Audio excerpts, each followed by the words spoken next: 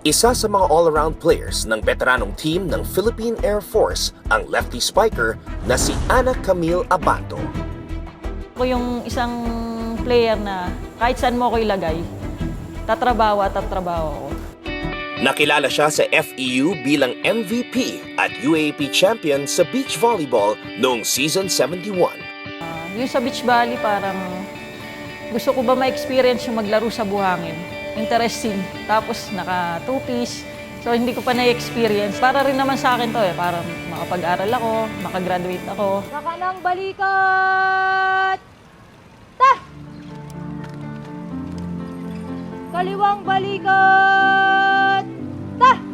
At upang makatulong sa kanyang pamilya, pumasok si Camille bilang enlisted personnel sa Philippine Air Force.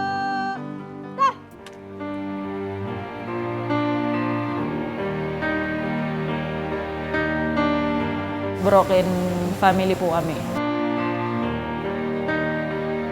Si mama, na-stroke siya. Yung papa ko, hindi ko alam eh.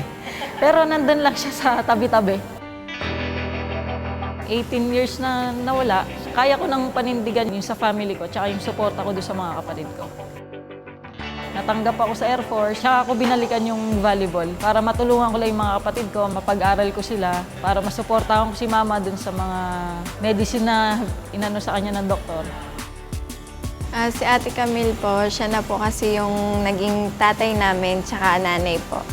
Siya na rin po kasi yung nakasama namin simula po nung nag-aral ako dito sa Manila hanggang sa ngayon po na nagka-work na ako. Mabait po, tas responsable. Medyo strict po, pero para sa amin din naman po yung ginagawa niya. Naging idol ko na rin po siya. Ngayon po na nag-aaral ako, volleyball din po yung ginagawa kong sports. I love you, ate. May tuturing na pangalawang pamilya na ni Camille ang Lady Jet Spikers. Kaya ako nagiging masaya sa Air Force kasi na-enjoy ko. Parang family na yung nabuo. Hindi na teammates, family na po.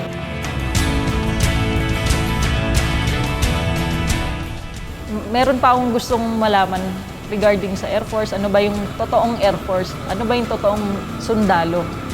Na pag tinanggal mo yung volleyball, ano ba yung magiging buhay ko pag nasa military ako? Siguro sa Air Force na ako tatanda. Kaya naman, ibibigay na ang lahat para sa kupunan upang makabalik muli sa Final Four round. Yung mga sumusuporta po sa Team Air Force, maraming salamat po. Huwag po kayo magsawang sumuporta sa amin. Paghahandaan namin yung season na to para po sa inyo.